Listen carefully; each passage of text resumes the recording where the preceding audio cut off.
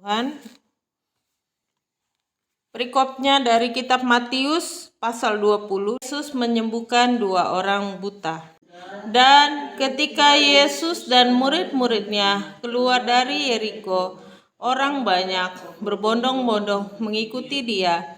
Ada orang buta duduk di pinggir jalan mendengar bahwa Yesus lewat. Lalu mereka berseru, "Tuhan, Anak Daud, kasihanilah kami." Tetapi orang banyak itu menegur mereka supaya mereka diam. Namun mereka makin keras berseru, katanya, "Tuhan, Anak Daud, kasihanilah kami." Lalu Yesus berhenti dan manggil mereka. Ia berkata, "Apa yang kamu kehendaki supaya aku perbuat bagimu?" Jawab mereka, "Tuhan, supaya mata kami dapat melihat." Maka tergeraklah hati Yesus oleh belas kasihan. Lalu ia menjamah mata orang dan seketika itu juga mereka melihat. Lalu puji nama Tuhan Yesus. Akan duduk jemaat yang terkasih dalam nama Tuhan Yesus. Perikop pagi hari ini menjadi satu rema bagi kita bahwa Tuhan Yesus menyembuhkan orang yang sakit buta atau tidak bisa melihat. Kalau kita melihat dari kisah ini, ketika Tuhan Yesus sudah berjalan di dalam perjalanannya keluar dari Yeriko, bertemu dengan kedua orang ini. Jadi 2 orang ini berada di pinggir jalan, gitu ya. Dan Tuhan Yesus itu melewatinya. Ketika melewatinya, orang itu berteriak. Apa katanya? "Tuhan, Anak Daud, kasihanilah kami." Yang pertama. Tetapi banyak orang di situ dan menyuruh mereka diam. Tapi mereka berseru lagi, "Tuhan, Anak Daud, kasihanilah kami." Berarti namanya berseru-seru kepada Tuhan itu tidak hanya satu kali. Di sini kita bisa belajar, kita terus berdoa bukan hanya satu kali. Karena berseru di dalam pribadi ini berbicara tentang sikap kita ketika berdoa. Artinya kita berdoa itu terus menyatakan doa kita setiap kali kita berdoa. "Tuhan, kasihanilah kami. Tuhan, jawablah doa kami. Tuhan, tolonglah kami." Itu bukan cuma satu kali, tetapi berkali-kali. Apa yang Tuhan Yesus lakukan? Dia berhenti dan dia mulai melirik kepada 2 orang yang sakit tadi. Berarti sangat-sangat memerlukan pertolongan. Jadi kalau kita berdoa sama Tuhan tidak bisa satu kali langsung Tuhan jawab. Di sini kita bisa melihat bahwa doa itu terus-menerus. Sampai kapan Tuhan punya rasa belas kasihan kepada kita? Kapan waktu Tuhan itu? Ketika Dia melihat hati kita yang sudah sungguh-sungguh mencari Dia, sekalipun kita begitu menderita. Sekalipun kita rasa capek, lelah, kita terus mencari Dia. Kesungguhan hati itu di dalam sebuah doa itu penting. Dalam sebuah ibadah, di dalam sebuah kita menyanyikan pujian, mendengar lagu rohani atau membaca Alkitab, firman Tuhan. Itu menjadi hal yang terpenting, adalah kesungguhan hati kita. Jadi yang Tuhan mau bukan dengan kepura-puraan, tapi dari hati kita yang paling dalam untuk kita berseru atas nama Tuhan Yesus. Ketika sudah minta Tuhan, tolong kami, kasihanilah kami, sembuhkanlah kami, terus seperti itu. Dan ada waktunya Tuhan akan menjawab doa kita. Jadi untuk waktu kita berdoa dengan menjawab itu ada waktu tertentu, ada timingnya. Ya, tidak bisa dikatakan sesuatu yang instan. Kemarin aja supaya kita bisa panen hari Jumat, karena hujan terus dan di Kelado sudah banjir, dibilang ini kalau hujan lagi air naiknya banjir, itu mobil nggak bisa naik. Jadi sepanjang hari, panjang malam doa, baca Alkitab terus. Puji Tuhan, Tuhan kasih cuaca bagus. Walaupun sampai ngantuk-ngantuk, baca Alkitab. Baca buku doa terus menerus, tak henti-hentinya masuk ke ruang doa. Tuhan tolong supaya enggak hujan, Tuhan tolong supaya enggak hujan, Tuhan tolong supaya enggak hujan. Satu hari berseru-seru, enggak ada hentinya berteriak dalam nama Tuhan Yesus, meminta tolong kepada Tuhan. Dan itu satu gambaran cerita. Besoknya hari cerah, hari Sabtunya hujan. Jadi ini satu konfirmasi, kalau enggak karena doa pasti hujan. Apakah ada yang kebetulan? Gak ada. Tuhan ngajar kita punya iman. Dan iman kita harus bangkit tahun 2024 ini. Tidak bisa kita iman ikut-ikut orang. Sebab itu saya bilang terus doa Bapa kami berulang-ulang. Pengakuan iman rasuli terus kita ucapkan dengan kesungguhan hati iman kita. Sungguh-sungguh meyakini apa yang kita doakan dan apa yang kita minta. Dan Tuhan itu luar biasa. Tuhan jawab tepat waktu. Pada saat mau panen, puji Tuhan tidak hujan. Karena doa kami, jangan sampai hujan, sampai selesai diangkatnya sawit itu keram. Jadi lancarkan Tuhan semua, cuaca bagus. Kami doa juga supaya sehat semua yang bekerja. Kami doa juga supaya mobilnya nggak ada kendala. Dan puji Tuhan, ketika selesai, Afi udah sampai rumah, sorenya hujan lagi. Apakah itu sebuah kebetulan? Saya rasa tidak kebetulan. Kalau doa orang percaya, nggak ada kata kebetulan. Kebetulan, nggak ada tuh. Tuhan menjawab tepat pada waktunya. Karena waktu itu sempat ragu apakah mau hari Jumat atau hari Sabtu panennya. Itu sampai telepon ke sana ke sini, tanya pertimbangan banyak orang. Tetapi orang yang bilang hari Sabtu, ada yang bilang begini, tergantung air naiknya bagaimana. Tapi puji Tuhan, hari Jumat itu tidak hujan. Sampai selesainya, mulai jam malam itu hujan lagi. Puji Tuhan, artinya Tuhan lancarkan. Itu minta terus. Dan itu minta itu saya harus berkorban. Terus kita baca Alkitab. Baca buku doa. Doa di bawah salib hanya berlutut. Menangis. Tuhan tolong kami, tolong kami, tolong kami. Karena kami bilang, kami tidak mungkin minta-minta untuk pelayanan. Prinsipnya hanya satu, kalau untuk pekerjaan Tuhan masih bisa jalan.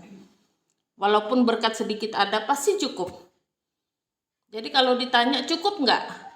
Kalau hitungan kalkulator manusia, duit berapa banyak pun nggak akan pernah cukup. Karena manusia hidup punya kebutuhan, punya gengsi dalamnya, punya beli ini itu tidak akan cukup. Tapi mencukupkan diri dengan apa yang ada, itu yang paling tepat. Sehingga kita bisa mensyukuri berkat Tuhan. Jadi artinya begini, kalau kita berdoa terus, kita jangan hanya doakan saya ya, dirimu juga harus berdoa. Amin. Jadi kalau ada orang pesan nama kita, doakan saya, iya, tapi kamu juga harus berdoa. Tidak bisa hanya andalkan doa kita saja. Karena Tuhan ajarkan kita, firman Tuhan jelas tentang iman. Dikatakan bahwa kalau kita beriman pada Tuhan Yesus, semua di muka bumi ini, bahkan di bawah bumi ini bertekuk lutut atas nama Tuhan Yesus Kristus. Semuanya sudah ada. Jadi bagaimana kita mengambil berkat-berkat itu? Dengan banyak berdoa. Tidak bisa kita pakai otak pikiran kita manusia biasa. Kalau kita mikir masalah kita, terus kita jadi stres, depresi, capek sendiri. Akhirnya kita bilang gak usah ibadah aja. Capek. Kita jangan mau lemah, terintimidasi oleh keadaan. Kita yang harus bisa menguasai keadaan. Jadi kalau kita lemah iman, kembali lagi kuatkan iman kita. Bagaimana cara kuatkan iman? Berkali-kali saya katakan, minta kekuatan iman, bukan hanya berkat, bukan hanya kelimpahan, bukan hanya kesehatan, kekuatan iman. Kenapa orang Kristen gengsi minta dengan Tuhan, minta kekuatan iman? Padahal Tuhan yang menaruhkan iman itu di dalam diri kita ketika kita percaya. Tetapi untuk menguatkan butuh Roh Kudus. Itulah tugas Roh Kudus dalam hidup kita. Menguatkan iman saudara dan saya sampai akhir zaman ini. Agar kita bisa melalui hal ini. Berkali-kali saya katakan, minta kekuatan iman. Bukan hanya minta berkat, kelimpahan, kesehatan, semua Tuhan akan siapkan. Kalau kita nggak ada kekuatan iman, jatuh kita. Kalau kita sudah lemah, susah kita untuk bangkit. Iya, kalau ada yang setia di samping kita, mendampingi kita. Kalau orang sudah capek, dia tinggalkan kita. Itu manusia, karena manusia ini daging.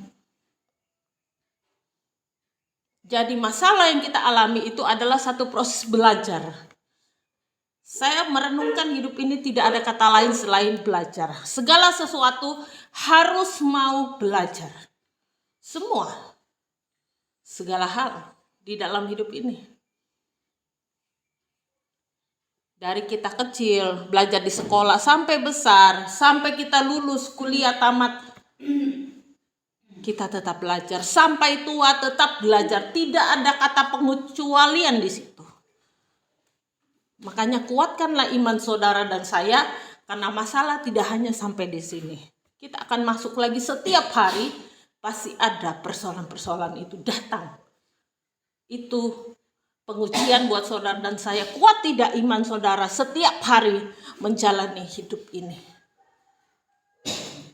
Karena sekali lagi, kalau ada kekosongan, roh itu bisa masuk. Kalau roh yang baik yang masuk tidak menjadi masalah. Tapi kalau roh yang jahat yang masuk, pikiran-pikiran yang jelek yang masuk, udah. Kalau kita tidak kuat iman, jatuhlah kita. Karena kita nggak bisa bilang, oh saya kuat. Bukan begitu. Kekuatan iman itu nggak bisa dilihat dengan mata jasmani, tetapi dengan mata rohani. Jadi kuatkan iman kita masuk tahun 2024 ini. Sudah diwanti-wanti dari bulan Desember, masuk Januari ini. Masalah apapun, mari terus minta tolong Tuhan di dalam doa. Cover terus dengan doa. Karena saya percaya semua hal yang terjadi itu tidak pernah kebetulan. Amin. Jadi Tuhan punya rancangan yang indah dalam hidup saudara dan saya. Kita tidak pernah tahu kapan waktu itu datang kepada kita. Tapi kita persiapkan diri kita untuk melewati banyak hal. Supaya berkat Tuhan turun, kita siap menerima. Untuk siap menerima, kita harus diproses Tuhan, digembleng sama Tuhan. Jadi tidak ada kata hidup tanpa persoalan. Jadi apa yang diingatkan di bulan Desember, saya flashback lagi, saya pasang lagi khotbah saya, teringat lagi di bulan Januari. Kuatkan imanmu, mau masuk tahun 2024. Baru bulan Januari sudah ada kasus. Masalah yang kita hadapi satu demi satu. Jangan terlalu merasa saya kuat.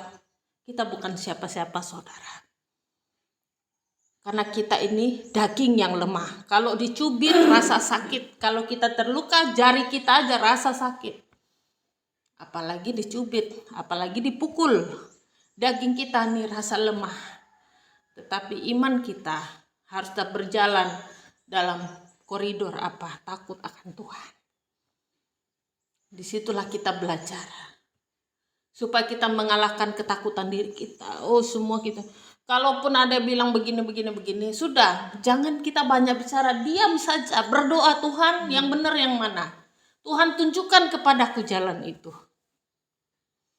Karena saudara bukan anak TK yang harus saya telepon, halo Shalom, hari ini sudah berdoa belum? Jangan lupa ya, bangun tidur berdoa. Halo Shalom, siang ini sudah berdoa belum? Tapi ingatkanlah dirimu sendiri. Caranya bagaimana yang jadi alarm nih? Roh Kudus dalam dirimu harus nyala. Semua hidup ini bayar harga. Jadi ingatkanlah dirimu, kuatkan dirimu. Kan kita sudah dewasa rohani pemikiran kita. Itulah saya bilang kekuatan kita hanya doa. Saya buktikan kemarin betul-betul cuaca ini dikendalikan dengan doa. Banjir di mana-mana, gempa bumi di mana-mana. Pendoa-pendoa, hai bangkitlah. Kalau di Sanggo bisa terjadi, yang tadinya tidak, yang hujan sampai banjir bisa berhenti 1 hari, maka bisa terjadi juga di tempat lain. Yang penting iman itu. Nyalakan firemu. Api Roh Kudusmu harus menyala, berkobar. Amin. Jangan terpengaruh oleh keadaan, tapi kuasailah keadaan. Jangan kita terpikat oleh dunia, oleh uang. Sekarang iblis banyak cara menawarkan. Mau cepat kaya, pesugihan. Katanya. Mau cepat kaya, pergi ke gunung A, pergi ke gunung B. Ini otak manusia udah gak nalar. Saking imannya wes hilang. Saking pingin cepat. Itu bukan jalan keluar. Amin. Pergi ke dukun A, B, C, D. Hidup ini jalani, enggak usah tanya-tanya paranormal. Gimana tahun depan, enggak usah. Kita percayakan Tuhan. Tuhan ngatur beres semua. Yang penting kita jalani dengan iman. Jadi saya merasa ada Tuhan memberikan satu pelajaran tahun ini. Kalau kita nggak dekat dengan Tuhan tahun ini, 14, 16. Semakin banyak persoalan, semakin mendekatkan diri sama Tuhan. Amin. Saya sering bilang di tahun 2024, saya sudah ajarkan, kalau kita doa, bukan soal lamanya kita berdoa. Ada yang bilang doa tuh harus berjam-jam, Bu, supaya masuk hadirat Tuhan. 10 menit aja lu serius berdoa, masuk kok ke hadirat Tuhan. Enggak harus lu nunggu 5, 6, 7 jam, enggak. Keseriusan saudara waktu berdoa, hati saudara terbuka, benar-benar mencari Tuhan. Panggil nama Yesus.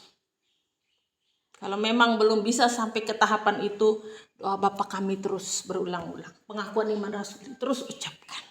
Saya lagi duduk kemarin, saya baca, pertolonganku ialah datang menjadikan langit dan bumi. Aku percaya kepada Allah Bapa yang Maha Kuasa langit dan bumi. Terus doa Bapa kami sambung lagi.